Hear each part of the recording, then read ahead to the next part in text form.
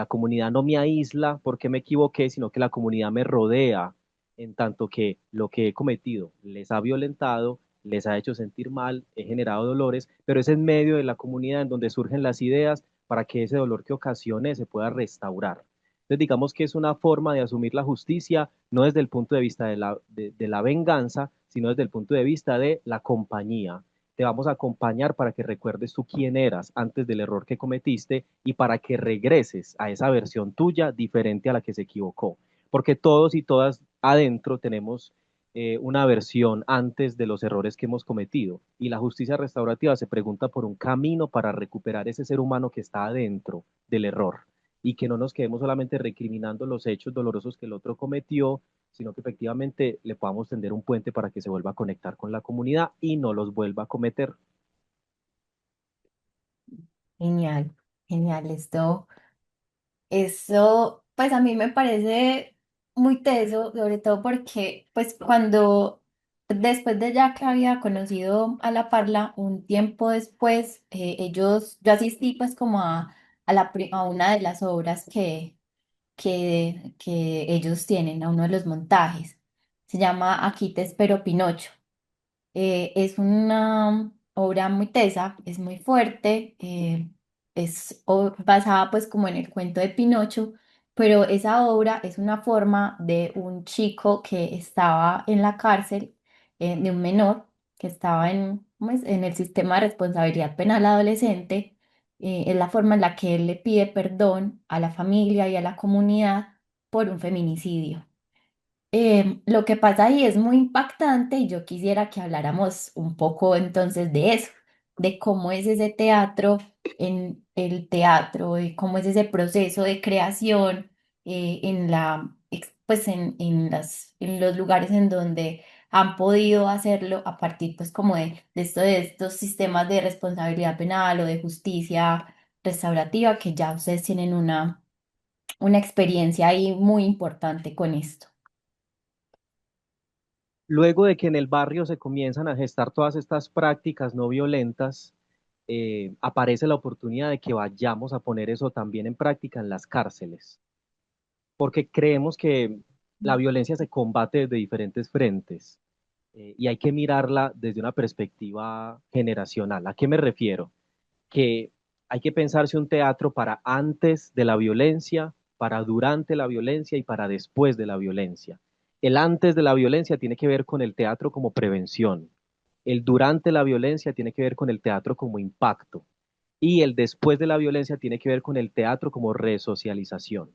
Y ninguno de esos tres aspectos se debe descuidar, porque si solo estamos previniendo, pero no estamos impactando ni resocializando, ahí algo le falta a la ecuación. O si solamente estamos actuando en el presente, no estamos ni fijándonos en la prevención ni en la resocialización, le falta algo a la ecuación. O si solo estamos haciendo resocialización, pero no prevenimos también. Entonces, siempre en Teatro La Parla invitamos a que los procesos sean generacionales y se trabaje el antes, el durante y el después de los errores. Entonces, la gente que está en la cárcel está en el después. Ya con ellos no sirvió ni la prevención ni el impacto. Ellos están en un lugar del después del error. Así que con ellos el teatro cumple la función de resocializarles, es decir, recuperar la humanidad que perdieron cuando cometieron el error, pero conectarlos a su vez con el pueblo del cual hacen parte y del cual siguen siendo ciudadanos, así se hayan equivocado tremendamente. Pero entonces el teatro, ¿cómo teje un puente para que se puedan conectar de forma ética y que no genere más daño esa conexión? Porque sabemos que los errores que han cometido los han aislado y la comunidad está enojada con ellos por lo que cometieron. Entonces el teatro, ¿cómo hace un puente para que la reconciliación entre ambas orillas se dé? Y ahí aparece esta propuesta de Aquí te espero Pinocho, que fue la tesis de grado con la que finalicé mi carrera profesional en teatro, y fue demostrar que el teatro es un puente para el perdón, que los elementos que el teatro pone sobre escena facilitan el perdón, porque convocan al pueblo para que viva una velada sensible, la actuación, la música, eh, el vestuario, los elementos que se ponen en escena confabulan una cita con el perdón. Y eso es sumamente medicinal para un sistema de responsabilidad como el colombiano, que se ha pensado solamente la responsabilidad, como les decía ahorita, desde el punto de vista de la venganza. Entonces, cuando llegamos con este modelo de teatro de justicia restaurativa a la cárcel de menores, uno de los chicos en específico se acercó de una manera muy apasionada porque tenía una relación con el arte desde que era un niño, porque cuando estaba niño un circo fue a su pueblo, hubo un enganche emocional con la práctica artística, pero luego él fue reclutado por un grupo armado y empezó un camino de violencias que lo divorciaron de su yo artístico y entonces cuando en la cárcel se encuentra con un grupo de teatro fue reencontrarse con su primera versión, con la versión que él era antes del error. Entonces él arrancó un proceso con nosotros precisamente para que a través del teatro le pidiera perdón a la familia de la víctima que él había asesinado, que en este caso había sido una mujer, quien había sido su pareja sentimental en la adolescencia y producto de una infidelidad y de una... Él pertenecía a una banda criminal y su novia lo entregó, lo vendió. Entonces eso hizo que dentro del se pusieran en ebullición sentimientos incontrolables y él acabó con la vida de su novia y por eso estaba en la cárcel. Entonces el teatro le propuso a él una manera en la que pudiera pedirle perdón a la familia, presentar el perdón, ¿no? Y ahí surgió el montaje de Aquí te espero Pinocho, que a través del cuento infantil él se pone en escena y presenta su perdón, no solo a la familia, sino a la comunidad, y esto terminó siendo un gran hallazgo para la cárcel, pero para él, ¿no? Como ciudadano de la cárcel que estaba todavía adentro, antes que llenar un escenario, él pudo llenar el vacío que tenía porque cometió algo que le había destrozado la vida. El que acaba con una vida pierde su vida, eso es una ley natural. Entonces las personas que han cometido homicidio, feminicidio o han participado en hechos dolorosos que tienen que ver con la muerte de otras personas, acarrean consecuencias emocionales durante toda su vida. Tendrán pesadillas el resto de su vida, verán la cara de sus víctimas en la cara de la gente con la que se relacionan, habrá un delirio de persecución que quedará ahí permanentemente. Entonces, eh, ellos como responsables de hechos dolorosos tienen que vivir un proceso primero de reflexión interna para entender lo que hicieron y luego ahí sí estar listos para presentar el perdón. Y esta obra pues fue como la respuesta que él estaba esperando. Obtuvimos un permiso especial para que la obra saliera de la cárcel, se presentó en diferentes teatros de la ciudad y los jueces comenzaron a incluir en las estrategias de justicia restaurativa oficiales el teatro, porque hasta ese momento el teatro para la cárcel era solamente una forma de entretener a los chicos para que no consumieran o para que hicieran, no sé, cualquier representación para el Día de la Madre, pero no tenía un propósito en la justicia restaurativa específico. Y a partir de ese momento se estableció en el penal que la gente podía pedir perdón a través del teatro también. Esa historia es demasiado linda y demasiado conmovedora. Y aquí quiero hacer énfasis en algo que decía Mateo, y es la forma en la que se cambian también y cómo se nombran las cosas, ¿cierto? Entonces aquí en el libro que les contaba ahorita, cuando empezamos, hay un fragmento que les quiero compartir para que enlacemos con lo que sigue. Y dice, mover una palabra es mover un mundo, fabricar otro concepto, otra lengua, ampliar la ruta del nombre, abrir la puerta a un significado oculto, inventar otra orilla para ese significado, desocultar un abecedario de ternura en la huella del dolor.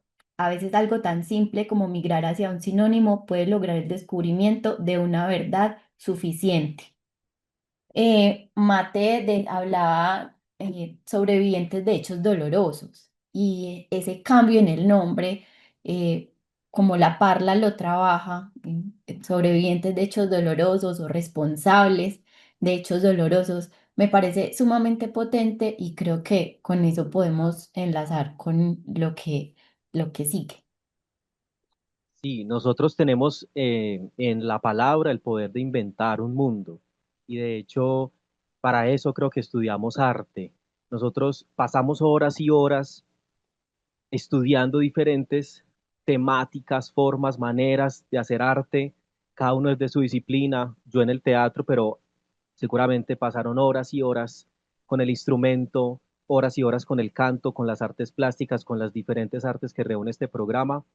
Pero la gran conclusión con la que uno termina la carrera en artes es que esto no me enseñó solamente una técnica, esto no me entregó solo habilidades para interpretar, sino que esto me entregó como el aval para inventar el mundo. Los maestros de arte tenemos esa posibilidad, tenemos ese permiso. Vamos a inventarnos un mundo diferente en cada clase. Nuestras aulas son patrias soberanas donde podemos refundar la patria, refundar el país. Nosotros tenemos esa capacidad y eso surge y empieza por la palabra. Y no hace falta que haya otro grito de independencia ni que se quiebre otro florero. Nosotros nos inventamos otro país en cada clase de arte, porque así lo perciben las infancias que nos están escuchando.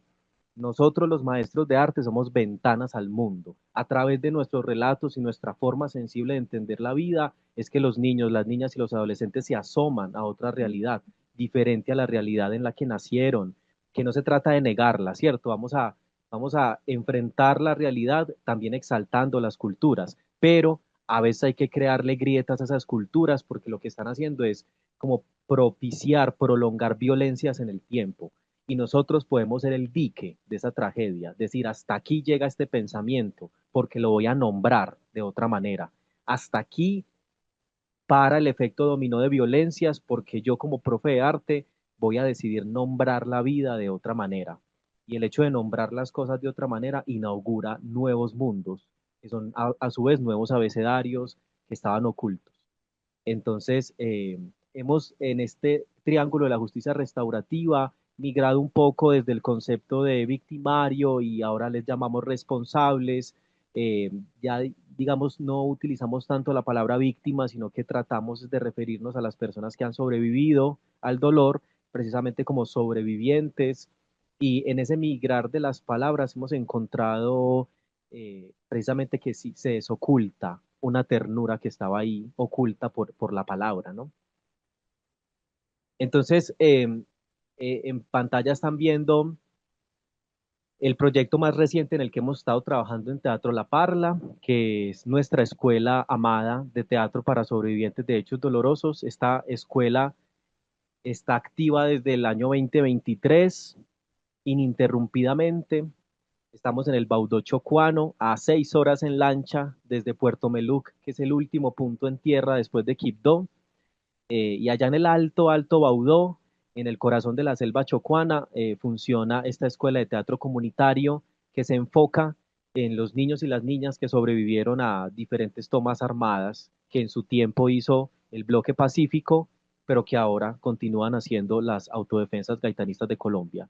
Entonces tenemos niños y niñas que habitan territorios minados, la escuela está completamente minada, cuando el río crece en cada época lluviosa, sus cultivos, sus animales, sus casas se las lleva al río, entonces se enfrentan desplazamientos forzados desde diferentes orillas, eh, pero además la precariedad de habitar la selva, ¿no? Porque tiene sus bondades, pero también tiene sus precariedades. Entonces, la dificultad con el agua potable, con la electricidad, con el internet, y estos niños todo el tiempo sobreviven a ese contexto. Entonces, nuestra escuela de teatro ha funcionado allá precisamente para ser ventana al mundo. Y me parece muy importante aclarar que mundo no es un concepto geográfico. Mundo no es una localización en Google Maps. Cuando decimos que somos ventanas al mundo, nos referimos a que el mundo es el derecho a pensar, el mundo es el derecho a imaginar. Entonces, decir que somos ventanas al mundo es decir que somos ventanas al derecho a la imaginación. Los derechos de los niños y las niñas en los diferentes lugares de Colombia deben ser lo primero en lo que debemos pensar, que tengan acceso a los derechos culturales. Entonces, bueno, esa ha sido como nuestra escuela y a partir de ella es que les queremos contar algunos ejercicios precisamente para poner en práctica aquello de la justicia restaurativa con infancias y con adolescencias. Sí, Mate, bueno, y también cómo ha sido el proceso de creación de esa escuela. O sea, ustedes cuéntanos un poco cómo fue que llegaron al Baudó, pero también cómo se empezaron a pensar qué les vamos a dar a los chicos, qué les vamos a proponer como un programa formativo, pues por decirlo de alguna manera, que sé que no es algo como tan estructurado, porque cuando uno está en estos otros territorios tan diversos y diferentes a donde solemos habitar en las ciudades, pues a uno le cambia totalmente, le tiene que cambiar totalmente la forma de hacer pedagogía, la forma de acercarse, la forma de adaptar el espacio, todo. Cuéntanos un poco también cómo ha sido eso ya como para empezar a hablar de las estrategias, porque también queremos, pues como con Mate, conversar sobre eso. Algunas herramientas que para ustedes, profes, para artistas, formadores, sabedores, les puedan servir desde el teatro o incluso desde las otras artes, para trabajar y proponer en sus clases cuando lo sientan necesario. Bueno, yo creo que lo primero que hay que resaltar con respecto a la escuela allí es que había que pensarse una pedagogía ligera, había que pensarse una pedagogía que pudiera entrar en nuestros bolsillos y que lo que sacáramos de nuestros bolsillos fuera suficiente para hacer una gran clase, porque veníamos de esta forma de hacer teatro con demasiada escenografía, demasiado vestuario, demasiadas utilerías y creíamos que de eso dependía la imaginación. Pero ir a lugares tan lejanos y establecer la escuela ya nos puso en la cuerda floja, en el equilibrio constante de que lo que vamos a enseñar debe cabernos en la mochila, debe cabernos en la mochila para andar con eso, o sea, una escuela que nos quepa en la mochila, porque nos vamos a meter en la selva y eso implica ir ligeros. Entonces comenzamos a entender que ya el territorio era una gran maleta de herramientas y que no necesitábamos nosotros inventar algo diferente a lo que el territorio ya tenía como, como hábitat. Entonces, que debajo del árbol también hay un aula, que al lado del río también hay un punto de encuentro lleno de imaginación, que salir y ver el atardecer en el malecón ya es suficientemente hermoso. Es decir, que nos teníamos que aliar con la naturaleza y no competir contra ella, sino que ya el territorio nos brindaba los principales espacios donde la pedagogía podía ser fértil, porque la imaginación habitaba en cada espacio de la ruralidad. Entonces fue precioso descubrir que el Baudó es un territorio mágico y que a partir de cada aspecto de la fauna y de cada aspecto de la flora podíamos entrelazar las clases. Entonces nuestras clases en la selva tienen que ver mucho con la relación con el río, la relación con el árbol, la relación con la tierra, con la gastronomía local, eh, y con la relación que tejen los sabedores, las sabedoras con las nuevas generaciones. Digamos que esa ya era una plataforma pedagógica poderosísima y solo había que encauzar un par de sentidos para que la escuela pudiera transcurrir. Entonces, cada escuela se pregunta es por eso, por la relación de los niños con su entorno en base a eso es que aparecen ya como los temas puntuales que nos proponemos. Si esta escuela tiene enfoque en la comunidad o si esta escuela tiene enfoque en los sobrevivientes o tiene enfoque en los responsables o tiene enfoque en la reparación simbólica y a partir de ahí, qué contenido teatral nos funciona para que ese enfoque se lleve a cabo. Mate, porque dice Baudó chocuano, porque es que aquí en el chat alguien escribió Baudó chocuano, entonces supongo que estarán haciendo referencia a cómo se está nombrando. Y el baudocho cuano. Listo, entonces, bueno, no sé, Mate, Algo cuéntanos. que guía, algo que guía también nuestra escuela es preguntarnos en qué lugar del país es más difícil ser niño y niña. Esa ha sido una pregunta fundamental a la hora de tomar nuestras decisiones como colectivo, porque pues queremos llegar a donde esa dificultad se puede transformar en posibilidad. Entonces, antes de que la escuela funcionara en el Baudó Chocuano, funcionó en la Ciénaga de San Marcos Sucre con la agremiación de víctimas que vienen muchas familias desplazadas de diferentes áreas rurales de Córdoba y de Sucre, y por alguna razón San Marcos, por estar al lado de la Ciénaga, ha proveído asilo a muchas familias que vienen migrando. Entonces ahí había una confluencia fuerte de violencias y ahí ese fue el primer epicentro de la escuela popular y ahí funcionó 2 años hasta que levantamos un equipo que ya continúa siendo la escuela allá. Ahora ellos se llaman precisamente Artes para la Paz también, así como el proyecto. Y después de eso viajamos con la escuela a algunas zonas rurales de Tuluá Valle, donde también estaba una situación bien fuerte con el conflicto armado. y luego, después de que un grupo se levantó y continuó la escuela allá, fue que llegamos al Baudó Chocuano, hicimos alianza con el Consejo Comunitario Local y con las autoridades negras para que pudiéramos habitar el territorio y ellos como buenos vigías del patrimonio pudieran estar presentes en que cada contenido, cada idea y cada manera de proceder respetara la idiosincrasia del territorio y trabajara en ética, fuera un abrazo ético a la población. Entonces, con ellos es que hemos tejido esta escuela y ha sido maravilloso trabajar con el Consejo Comunitario y con las autoridades indígenas también, porque todo el Baudó no solamente está habitado por la comunidad afrodescendiente, sino que diferentes capítulos de los Emberas también habitan allí, los catíos sobre todo. Mate, y en estos ejercicios como de creación o pedagógicos, cuando se abren, ¿cierto? Esas heridas del otro, cuando uno las está viendo ahí como profe, como mediador, pues, ¿ustedes qué hacen? O sea, como cuáles han sido esas herramientas que han tenido para contener, para apañar y sobre todo para no, pues no revictimizar, ¿cierto? Que es tan importante tenerlo presente en estos ejercicios que pedagógicos o artísticos, porque vuelve todo, toda la emoción, todo el sentimiento, todo el recuerdo y podemos hacer un daño muy grande, pero ¿cómo han trabajado ustedes eso?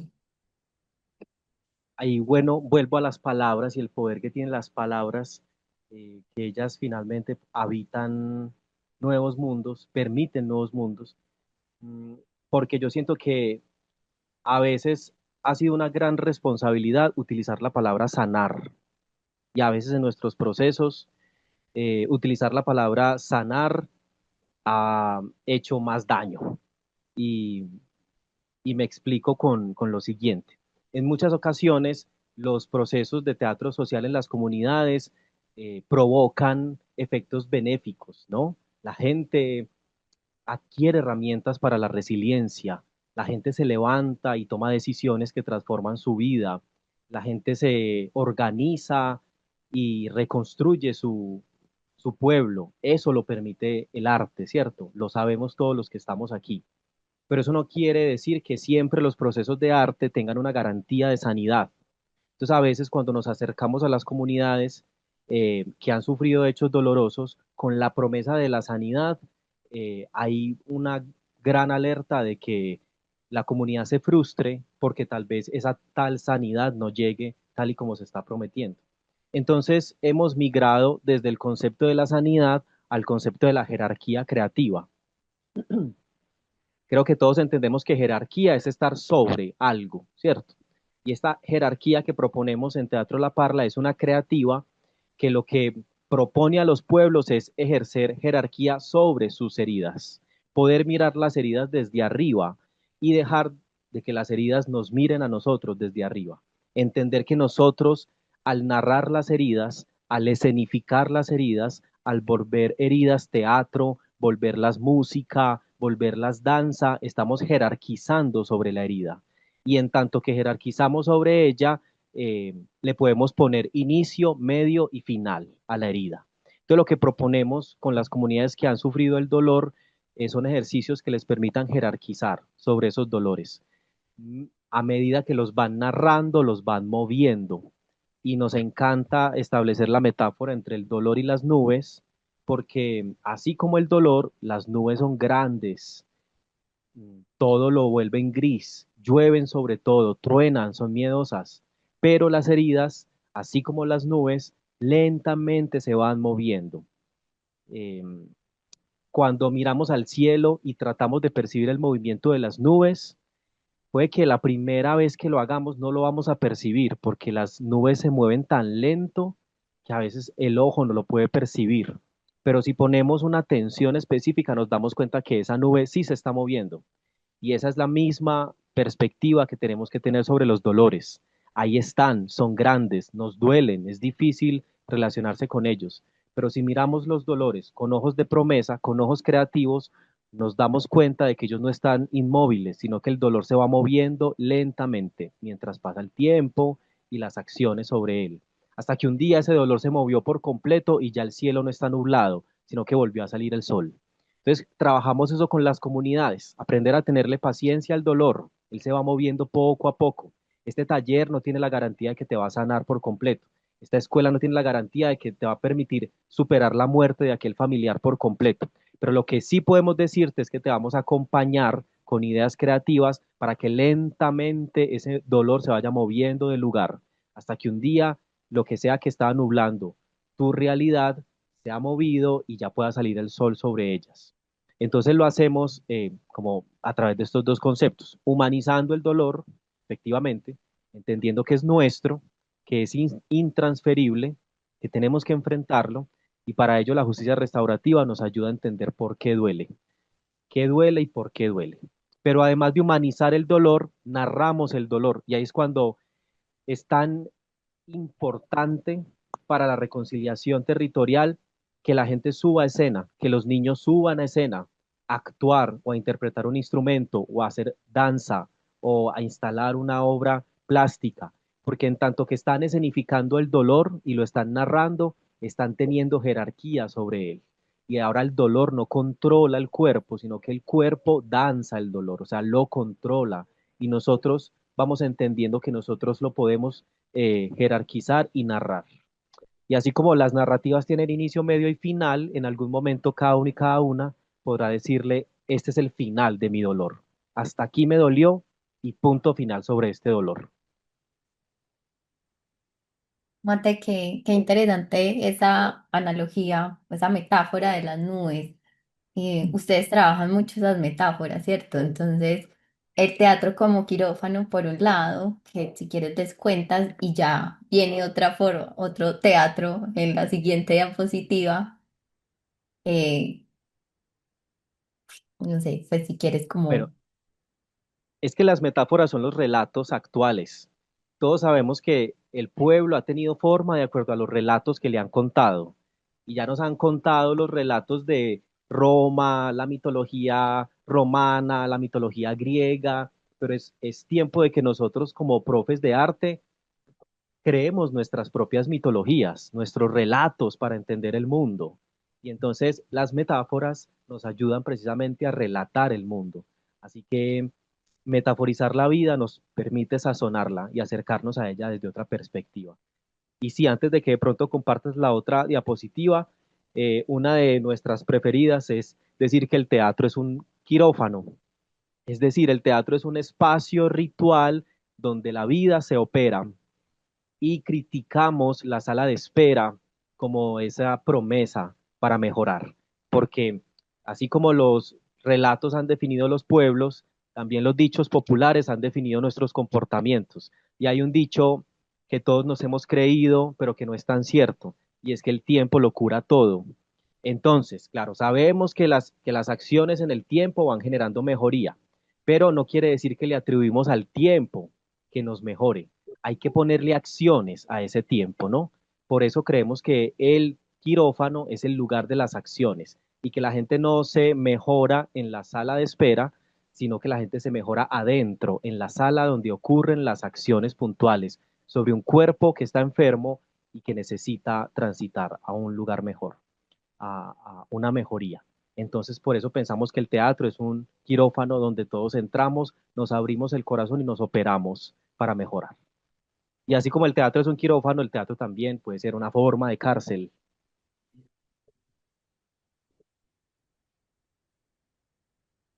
Como necesitábamos aterrizarle a la comunidad este concepto de la justicia restaurativa, pero como decía Violeta ahorita, en palabras digeribles, comenzamos a cuestionar el modelo de cárcel. Y en el Baudó, las personas que cometen diferentes actos delincuenciales están sujetos a lo que el Consejo Comunitario dictamine que deben hacer. Es la autoridad negra la que se reúne o la autoridad indígena la que se reúne para decidir qué hacemos con esta persona que cometió un delito, que cometió un dolor sobre alguien. Porque hay mucho tiempo de espera desde que se envía tal vez a una persona desde el Baudó hasta Quibdó para que allá armen toda una manera judicial convencional de proceder. Entonces los pueblos deben tener ideas acerca de cómo podemos proceder con la gente que ha cometido errores. Y en esta ocasión, nuestra escuela propuso que el teatro pues fuera esa forma para proceder, que el teatro fuera ese espacio en el que las personas pudieran entender el delito que habían cometido, pero además proponer acciones para reconciliarse con las personas que habían herido. Y como lo estábamos aplicando específicamente con infancias y adolescencias, pues había que facilitar mucho más el concepto, porque los hechos que estaban cometiendo los niños y las niñas no eran los hechos que los adultos estaban cometiendo. Los adultos cometían homicidio, cometían extorsión, pero los niños y las niñas no. Pero no significa que no podemos enseñarles justicia restaurativa a los niños y las niñas, porque ellos en su cotidianidad sí están haciendo a pequeña escala diferentes acciones que pueden lastimar al otro, pueden lastimar a su amigo, pueden lastimar a su amigo de la clase de fútbol, pueden lastimar a su mamá, pueden lastimar a sus hermanos. O sea, ellos sí están inmersos en un contexto que a veces los impulsa a cometer actos de violencia, pero ¿qué hacemos cuando los cometen? Esa era la pregunta que nos queríamos hacer. ¿Cómo el teatro les facilita pedir perdón en la cotidianidad? ¿Cómo el teatro les facilita hacer conciencia del error que habían cometido y emprender acciones para resarcirlo? Entonces, la escuela del año 2024 se enfocó completamente en ese modelo cotidiano de justicia restaurativa. Hicimos diferentes ejercicios con ellos, pero creería yo que por el tiempo traer sobre la mesa estos tres: arquitecturas de la memoria, círculos de la imaginación y actos de reparación simbólica. Entonces, me gustaría conversarles acerca de cómo nos fue y de qué se trataron estos ejercicios para que pueda resonar con lo que cada uno y cada una hace desde su aula y el poder que cada uno y cada una tiene sobre los niños y los adolescentes que está influyendo. También ese poder se puede utilizar para llevarlos hacia pensarse el perdón o pensarse la reconciliación de manera cotidiana. Entonces, el primer ejercicio que planteamos con las comunidades del Baudó se llamó Arquitecturas de la Memoria.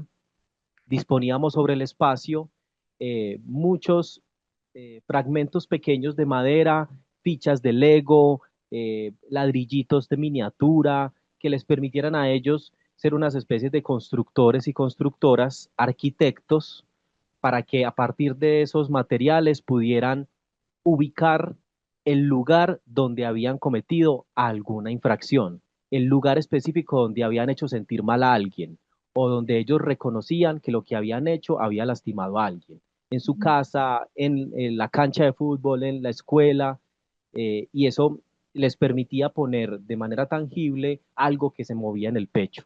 Y ahí era una forma de jerarquizar creativamente lo que se movía por dentro. Ahí estaban narrándolo, solo que desde una perspectiva plástica, porque la arquitectura les permite este gran despliegue de creatividad que tienen adentro ellos y ellas, pero con un sentido específico, y era otorgarle un lugar en el mundo a eso que habían hecho.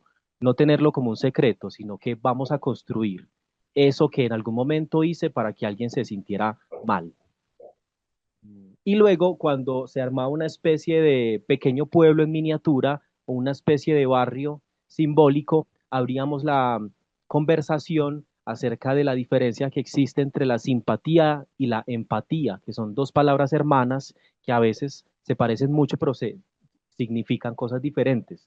La simpatía tiene que ver solo con conocer la realidad del otro, solo enterarme de lo que el otro siente, solo desde aquí, desde mi lugar, saber que el otro algo le pasó, una pretensión del otro muy inocente, pero que la empatía tiene que ver con la implicación con el otro, salir de mi propio jardín para cruzar al jardín del otro y con los pies en la tierra del jardín del otro, ahí sí entender que lo que yo puedo hacer puede lastimar al otro, que el otro es igual a mí, le da frío, le da miedo, tiene sueños, entonces el dolor también lo afecta a él como me afecta a mí. Y por ende, si yo causé un dolor en él, debo darme a la tarea de tratar de remediarlo, porque así como yo siento que me duele mucho, al otro también le puede doler. Entonces, se aclaraba un montón este lugar en el mundo y el lugar del otro en el mundo, y que era un lugar igual. Conversar un poco acerca de la simpatía versus la empatía. Entonces, ese era un poco el primer ejercicio que hacíamos. Luego, hacíamos un siguiente ejercicio llamado círculos de la imaginación, Esto viene mucho de la cultura suajili. Ahorita en la presentación Violeta les mencionó que estuve un tiempo en África estudiando. Efectivamente, en el 2024 me fui a hacer una escuela inmersiva con la cultura suajili, que es una cultura milenaria al oriente de África, donde se han pensado de manera fuerte todo esto de la reconciliación. Ellos son un referente mundial de la reconciliación. Y hay un ejercicio en particular que ellos hacen y que pude presenciar, que se llama el Tambulisho Wanafasi, eso es Swahili, y tiene que ver con el nombre verdadero. Para ellos, nombre y canto es lo mismo. O sea, tú te llamas como te cantas. El nombre y el canto es lo mismo. El nombre de Violeta es un canto, por decirlo, de alguna manera. Para ellos no existe la diferencia entre esto es un nombre y esto es una canción, es lo mismo. Entonces, cuando las personas nacen, cuando los niños y las niñas nacen, la comunidad se reúne alrededor de ellos y les otorga un nombre, que a su vez es un canto. Es único, es irrepetible y tiene que ver contigo. Está alojado en ti, en lo más profundo de tu humanidad. Y tú creces con ese canto y con ese nombre. Y cuando tú cometes un delito o cuando tú cometes un error, la comunidad te rodea y te vuelve a cantar tu nombre para que recuerdes tú quién eras antes del error y para que quede muy claro que tú no eres solo el error, que tú eres mucho más que las equivocaciones que cometiste. Entonces, la tarea de hacerte responsable del dolor tiene que ver con que tú te vuelvas a encontrar con quien tú eras antes de haber cometido ese hecho que generó dolor. Entonces, el círculo de la imaginación con los niños y las niñas tiene que ver con eso. Nos agrupamos en círculos. La foto que están viendo ahí es la actividad en la escuela primaria de Puerto Martínez, en el Alto Baudó. Agrupamos a los niños y las niñas en círculos, creamos una canción para ese momento, una canción que es irrepetible, la cantamos entre todos, la bailamos entre todos y animados por el coro, los niños van saliendo al centro y van contando cuando le han ocasionado dolor a alguien, que en su idea de mundo tiene que ver en cuando le fui desobediente a mi mamá, cuando peleé con mi hermana y le pegué, cuando me robé algo, cuando tomé algo que no era mío. El coro invita a que los niños pasen al centro y cuenten eso que han hecho. No desde una perspectiva del juicio, porque todos estamos cantando y bailando, sino desde una perspectiva de la compañía. La confesión en compañía es súper saludable porque sabemos que los corazones que guardan secretos se enferman y eso aplica también para las infancias. Cuando los niños y las niñas guardan secretos, eso se añeja dentro de ellos y los niños que guardan secretos se convierten en adultos violentos. Así que nuestros espacios deben proponer la confesión segura, un espacio en donde ellos puedan contar las cosas que tienen adentro y que en un espacio contenido, no de juicio, no de exposición, mediado por el canto y el baile, ellos puedan presentar eso que les estaba punzando por dentro. Los secretos adentro es como si nos hubiéramos comido una botella quebrada, nos chuzan por dentro, ¿no? Entonces, este espacio facilita que los niños se deshagan de eso que carga adentro. Y finalmente, luego del círculo de la imaginación, proponemos que ellos y ellas hicieran actos de reparación simbólica, que nos pensáramos entre todos acciones simples. Esta no es la justicia restaurativa de la Jurisdicción Especial para la Paz que está eh, decidiendo qué hacer con militares, por ejemplo, sino que esta es una justicia pequeña nuestra, del barrio, del pueblo, del salón de clases. Entonces, por eso los actos de reparación simbólica deben pensarse a pequeña escala, que no porque sean pequeños dejan de ser significativos. Una acción pequeña igual puede recuperar tu amistad con alguien que tal vez estaba ahí como puesta en jaque por algo que tú hiciste. Entonces invitábamos a que ellos y ellas se pensaran esas acciones cotidianas. Y ahí lo que están viendo en la foto, eso es en el malecón de un pueblo que se llama Urudó, las niñas se habían juntado porque había una vecina que cuando las niñas pasaban por el lado de la vecina, era pues como una vecina un poco maluca, un poco malacarosa. Entonces las niñas a veces pasaban a propósito y le gritaban cosas a la señora. le gritaban chistes despectivos, pues, y entonces ellas sabían que eso era una manera de hacer sentir mal a la señora. Y entonces entre todas estaban pensando ahí hacer un jugo colectivo. No sé si pueden ver en la foto que sobres de, hay unos sobres como de frutiño, de boca. Entonces ellos decían, profe, no hay mejor manera de reparar que que un jugo frío, porque hace mucho calor en Urudó. Entonces las niñas estaban juntándose para planear ese acto hacia la señora que habían insultado y prepararon un jugo con hielo y le llevaron jugo a la señora. Entonces era como poner en práctica un poco este acto de reparación que es chiquito, pero que es muy significativo. Claro, eso lo ponemos en contexto, entonces estaban ellas sobre un lienzo en blanco y antes de llevar el jugo a la señora, escribieron sobre ese lienzo qué es lo que quieren causar en la señora con ese jugo, cómo la quieren sentir, eh, cómo no repetir esto que ya sabemos que nos hizo daño y ellos y ellas son, como siempre, unos sabios increíbles. Quien crea que se va a sentar a enseñarle a las infancias, pues se va a encontrar con la sorpresa de que las infancias están cargadas de sabiduría y son ellas las que nos enseñan mucho siempre y en todo momento. Ok, y para finalizar, repito un poco como lo que les dije al principio, y es que nuestras aulas de clase son esos territorios soberanos para volver a fundar a Colombia. Y esto no saldrá en un comercial de televisión, no tendremos muchos seguidores en Instagram, pero eso es irrelevante. Lo que importa aquí es que los niños y las niñas que habitan esa nueva patria que nosotros estamos fundando clase a clase van a, van a salir a enfrentarse a la vida con muchas más herramientas para ser adultos menos violentos, para crear familias más dignas, y eso lo está mediando el arte. El arte es esta herramienta privilegiada que nos permite hablar de temas sensibles y al mismo tiempo abrigarnos, como poner sobre la mesa lo que nos está doliendo, pero al mismo tiempo abrazarnos. El arte tiene esa capacidad dual y ustedes son poseedores del arte.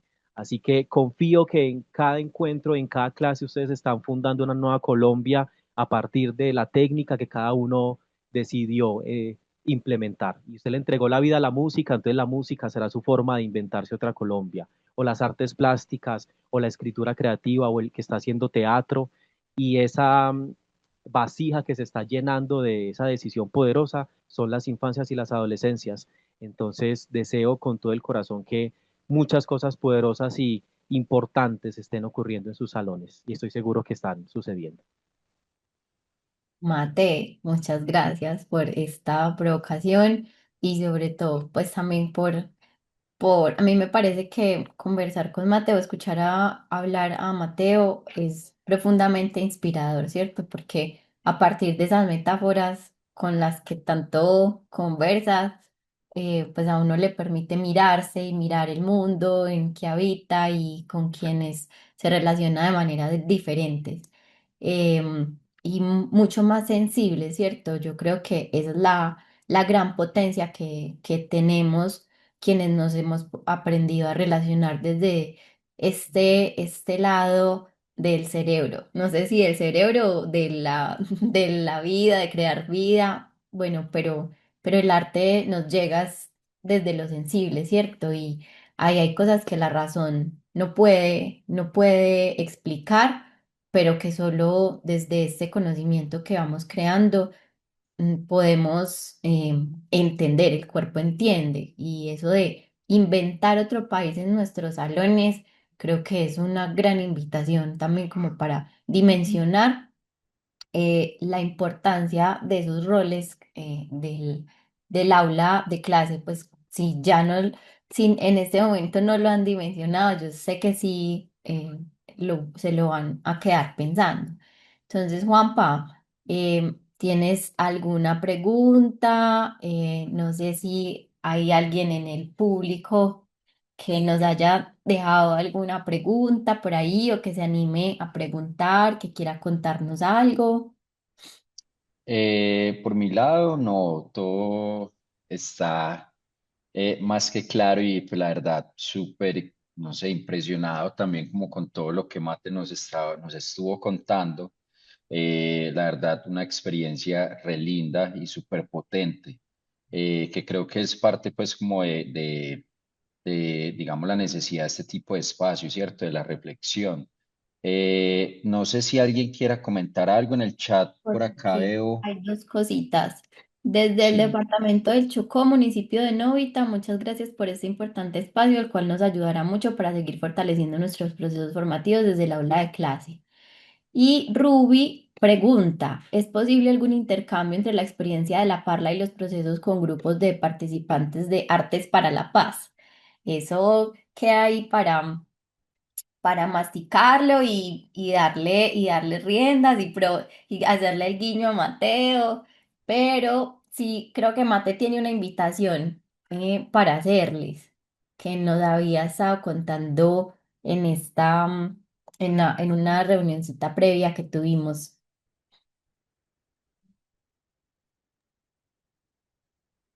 Bueno, en principio esa invitación ocurrirá sobre todo en Medellín o quienes están cerca a Medellín, pero luego creo que quienes están en el Chocó también podrán acercarse como a esa invitación.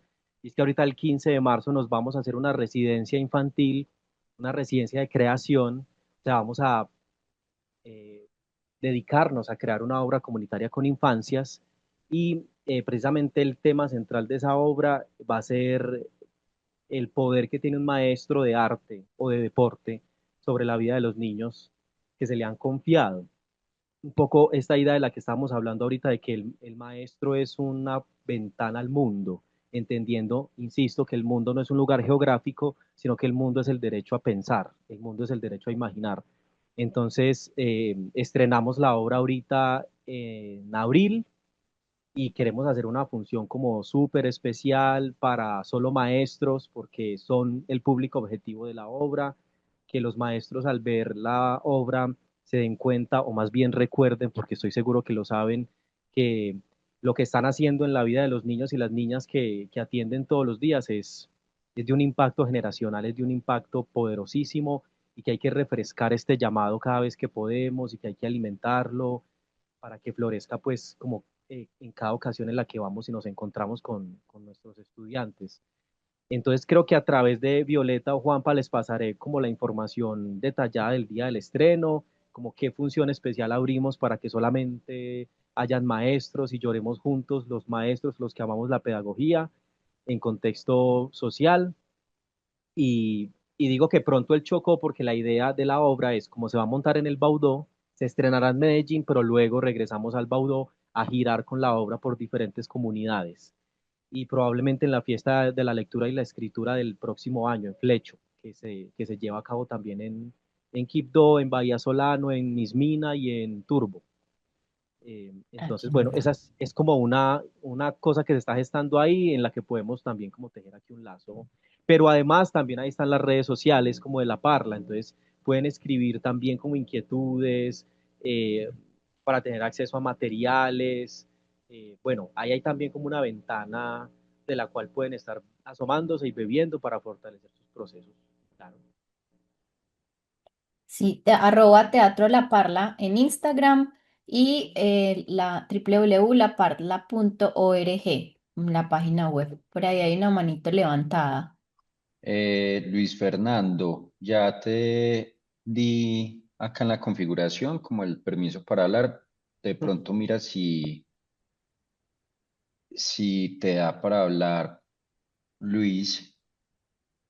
Y en cuanto a las redes, ahí se las compartí en el chat, listo, para que sepan que ahí están para que accedan. Hola Luis. Ah, por aquí hay una pregunta también. Jessica pregunta que en cuál de los tres municipios del Baudó están trabajando, alto, medio o bajo.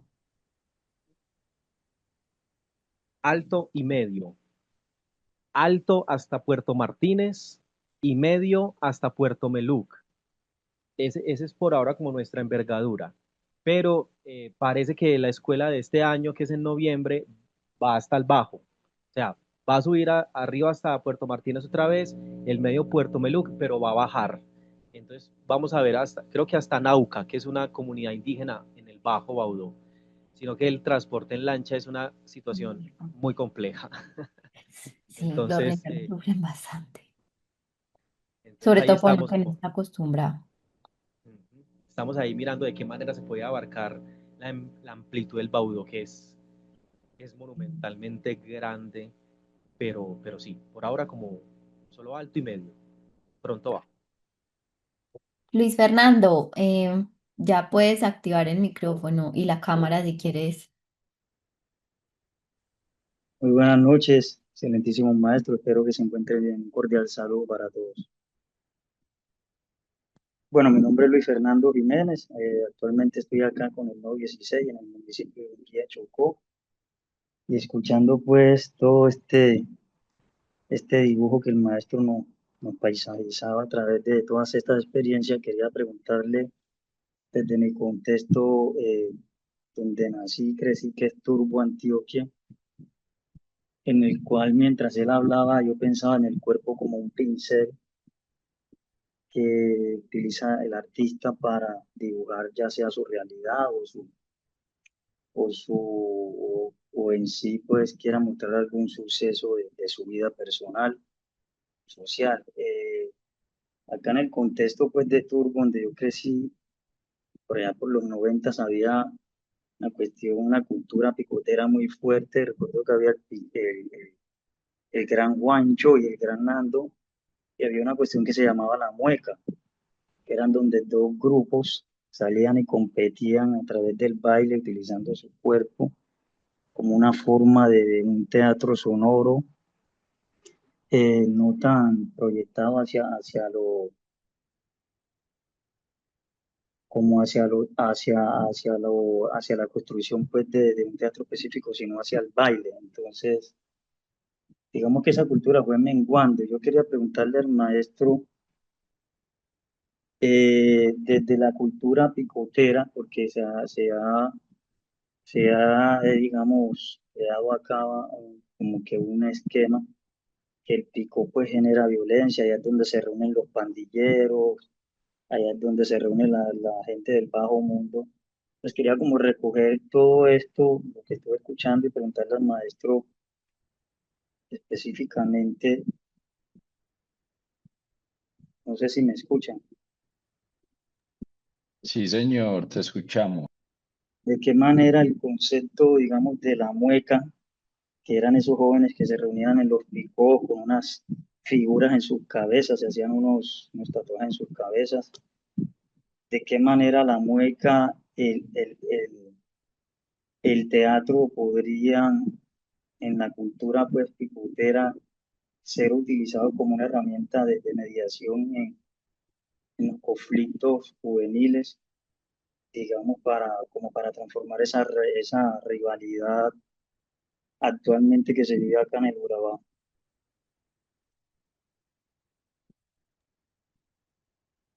No sé si mi pregunta fue específica o clara. Sí, sí, yo te entiendo.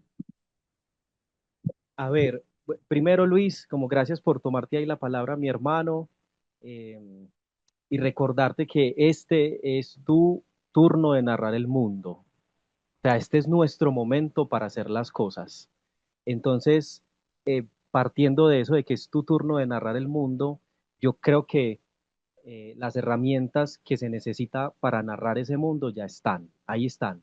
Solamente hay que encontrarles una manera para que funcionen en un contexto específico.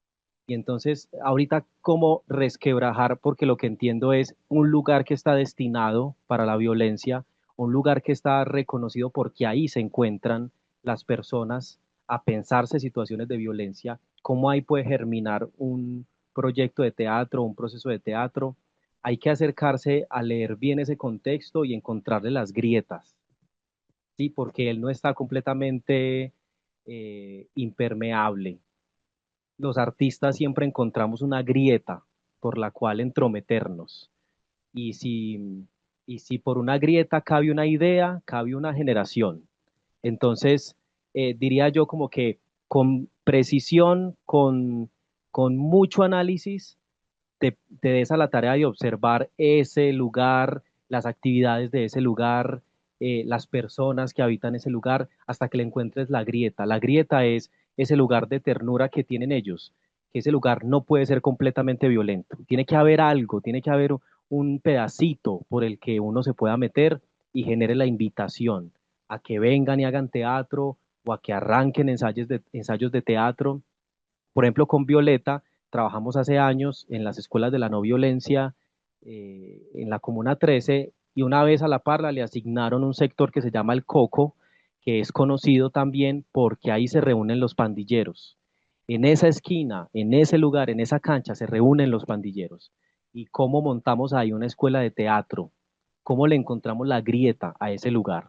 Y entonces nuestro trabajo fue analizar bien, encontrar ese pedacito de ternura que todavía se alojaba en ese espacio y, y cuando le encontramos eso, que en este caso pues fue como lo físico, porque nos dimos cuenta que los hombres, sobre todo que practicaban la delincuencia en las pandillas, eran muy físicos.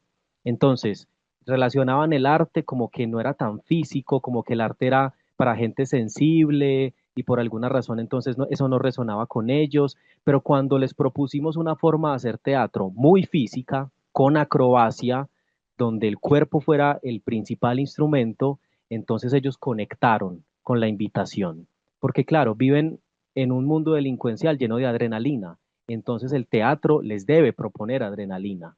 No se trata de competir con la violencia, siempre vamos a ser más inteligentes que la violencia, ¿cierto? Pero sí utilizar algunos de sus instrumentos a nuestro favor.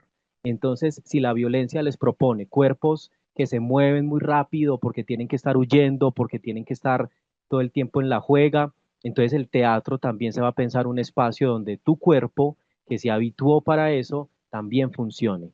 Entonces, probablemente en ese lugar que tú estás mencionando en Turbo, haya una grieta por la cual te puedas meter o las personas allá se puedan meter. Y generalmente en espacios de delincuencia, la grieta es el cuerpo. Propongan un espacio donde el cuerpo se mueva, donde los chicos vayan a sudar, a correr, a pararse en la cabeza y se den cuenta que su cuerpo dedicado a estas actividades delincuenciales es un cuerpo bienvenido en las prácticas físicas del teatro. Y después de que se pongan a mover el cuerpo y a sudar como un berraco, siéntense, coman, porque la comida desactiva los niveles de alerta en el cuerpo, baja el escudo de protección con el que ellos viven por su estado de alerta en el ámbito delincuencial. Siéntense a comer y hablen. ¿Qué les gustó? ¿Qué piensan de esto que estamos haciendo? ¿Qué quieren que hagamos? ¿Qué clase quieren que les propongamos? ¿Qué quieren aprender? Y estoy seguro que a partir como de esos primeros diagnósticos van a poder plantear un plan para que ahí se geste un proceso de teatro que permita la desvinculación de estos chicos. No sé si ahí respondí un poco, Luis, a lo que me estabas preguntando. Sí, muchas gracias, maestro. Muy agradecido. Y si necesita ayuda, me escribe y yo voy y montamos el grupo entre los dos. Muchas gracias. Es en Por aquí, serio, es muy en serio. bueno, por aquí hay otra pregunta. Pregunta Richard Euse. Me gustaría preguntarle al maestro por la dramaturgia. Nos pusimos un poco más técnicos en esta pregunta. ¿De dónde parte al momento de escribir, sea en lo colectivo o en lo personal? Entiendo que hay una historia, pero se parte del lugar, de la imagen, o de la persona. Gracias. Sí, yo siento que, así como le decía ahorita Luis, ¿cómo se llama la persona que preguntó? Richard. Richard. Listo, Richard. También es tu turno de narrar el mundo. Y eso tiene que ver con que es el momento de que ya suenen tus historias. Porque la dramaturgia ha quedado como relegada a Romeo y Julieta, Shakespeare, como grandes maestros de yo no sé dónde, que nunca en la vida se han sentado en nuestros pueblos. Entonces Shakespeare nunca en la vida ha venido al Chocó. Entonces yo, ¿por qué tendría que estar montando una obra de Shakespeare? A lo que voy es que es nuestro momento de que escribamos nuestras historias. Esas historias están alojadas en los comportamientos del pueblo que habitamos. Entonces solo basta echar un vistazo a la cotidianidad del lugar que tú habitas, el barrio, la cuadra, la escuela, el pueblo, y ahí ya están alojadas las historias poderosas que vale la pena llevar a escena. Y por supuesto, entre esa posibilidad de narrar historias está la tuya. La tuya cabe, la tuya es digna y la tuya es muy bienvenida. Entonces, es un acto de valentía narrar algo de la vida personal, pero te vas a encontrar que cuando te arriesgas a hacer dramaturgia a partir de tus propias vivencias, vas a establecer una conexión muy fuerte con la gente que te rodea, porque solo falta que un valiente se arriesgue a contar su propia historia para que toda la gente comience a identificarse con ella y decir, ah, eso que vos viviste, yo también lo viví, eso que vos sentiste, yo también lo sentí, entonces me conecto con tu historia. Aunque parezca muy particular, aunque parezca que eso solamente te pasa a ti, aunque parezca que eso solo te duele a ti, resulta que no, que tú eres un reflejo del mundo y cuando te arriesgues a contarlo, mucho pueblo se va a conectar con lo que vos vas a poner en escena. Asimismo, las historias de los niños, de las niñas, los adolescentes, ese teatro testimonial basado en nuestros testimonios es el teatro que Colombia necesita. No necesitamos otra obra de un dramaturgo europeo, necesitamos una obra de un dramaturgo chocuano, de una dramaturga mujer, que las mujeres se tomen la palabra y narren esas historias desde la perspectiva que ellas tienen tan poderosa sobre la vida. Y en nuestros contextos están, estoy seguro, las próximas historias que van a conmover al país. Entonces, si te diría que te arriesgues a narrarte, que sin miedo pongas tu vida en lo que vas a escribir y que a la hora de hacerlo puedas encontrar de alguna manera un contenedor poético, es decir, una protección, algo que te proteja, que no te desnudes por completo en lo que estás contando, sino que aún en medio de ese testimonio puedas generarle como una ropa, un arropaje, como que no esté completamente desnudo. Por ejemplo, en mi caso, me gusta mucho cruzar mi historia personal con cuentos infantiles. Ese cuento infantil, esa parte ficcional, arropa el testimonio y no me deja tan desnudo ante el mundo. O no expone tanto a la persona que está narrando, sea un estudiante o sea una persona del barrio. Entonces, trata de pensarte siempre cómo le cruzas al testimonio otra historia, cómo le cruzas otro punto de vista, ¿cierto? Para que eso no salga tan expuesto y no generemos revictimización. Pero sí te animaría sin duda que ya escribas algo propio, algo de tu contexto, que te narres a ti mismo, por supuesto, y que le hagas a esa narración un contenedor poético como, por ejemplo, un cuento, que lo cruces. Listo. No veo más manitos levantadas, ni tampoco hay más preguntas. Ah, por aquí dice que qué elementos, pregunta David Peña, qué elementos básicos de teatro puede mencionar o compartir para músicos que podamos utilizar en nuestro contacto como formadores.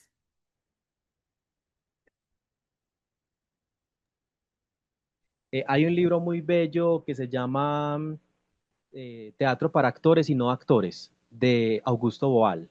Ese entrega muchas herramientas para que cualquier persona de la comunidad pueda vivir experiencias teatralizadas. Entonces eso aplica no solamente para los músicos, sino para cualquier otro artista que se quiera arriesgar a hacer algo con respecto a eso. Ahí hay ejercicios puntuales como bellos y específicos. Y también yo creería que el libro del que les está hablando Violeta pronto se va a montar de manera virtual a través de la página de La Parla. Ese libro tiene 5 ejercicios que están enfocados a la responsabilidad del dolor, sí, pero que también pueden ser utilizados en otros contextos diferentes a no solo hablar de justicia restaurativa, sino para que cualquier grupo, en cualquier aula, desde diferentes áreas, se piense la teatralidad como forma de reflexionar. Entonces, cuando eso ya esté listo de manera virtual, creo que a través de Juan Pablo de Violeta les podemos hacer llegar el link para que descarguen el libro, para que lo puedan ver de manera virtual y eso también les va a entregar algunas herramientas de teatralidad simple, pero cargada de mucho sentido y de mucha reflexión en comunidad. Ahí les acabo de compartir. Listo. Vio le Yo, compartió el nombre y ahí compartimos ¿qué? el libro, que ahí acabamos de Ah, compartir el librito, listo, en el chat, el de Augusto Boal. listo. Ay, creo que mi internet está dañándose un poco, pero bueno. em, Yo creo que ya podemos entonces ir como cerrando. Amate, agradecerle enormemente por habernos acompañado a este espacio, por su generosidad, por el amor y la entrega que le pone también como a compartir su saber. Eso me parece encantador. Y a ustedes quienes se conectaron, quienes sacaron este tiempo para acompañarnos, para estar en este espacio, les cuento también que en el próximo encuentro tendremos a Clara, la pedagógica del Nodo 26 en Sucre, que nos va a acompañar con su propuesta que se llama Esas no son penas, recursos didácticos para la enseñanza del ritmo musical. Me decía Clara que su propuesta también está pensada para esos espacios en donde no tenemos los instrumentos como tales. Entonces, para que esas limitaciones, que a veces vemos también como limitaciones y que efectivamente también son unas limitaciones, pero también pueden ser una oportunidad de creación desde otro lugar y con otras intencionalidades, pero es crear para efectivamente tener pues como seguir nutriendo nuestro quehacer. Entonces, Juanpa, nos de mate, ¿tienen algo más? No, Mate, Gracias. agradecerte. Muchísimas gracias, Mate, por todo, por este espacio. A Viole también por mediar el espacio pues, con toda la información que tenía y que tiene pues, sobre la parla. Y a los asistentes también por estar acá, obviamente. Bueno, y los esperamos, Mate. No sé si quieras decir algo. Muchas gracias por el trabajo que hacen. Su trabajo es urgente, su clase de arte es urgente. Hay un niño y una niña y un adolescente que están esperando con urgencia sus clases. No necesitamos que nos lo digan para saberlo, pero que hoy sea un espacio para reafirmarlo y que eso les pueda acompañar y les pueda motivar si alguno está cansado, si está con las ideas un poco agotadas, si está con el cuerpo batallando un poco. Acuérdese todos los días de que su clase es urgente y alguien necesita con urgencia sus ideas. Luis Fernando dice, gracias maestro, desde la trato, escucharte fue como comer boca chico con tuco cocido. Me encanta. Bueno, entonces siendo así, que tengan una linda noche, que descansen y nos vemos en nuestros próximos espacios. Un abrazo para todos. Y Gracias, toda. Mate. Gracias a todos. Chao. Chao. Chao. Feliz noche.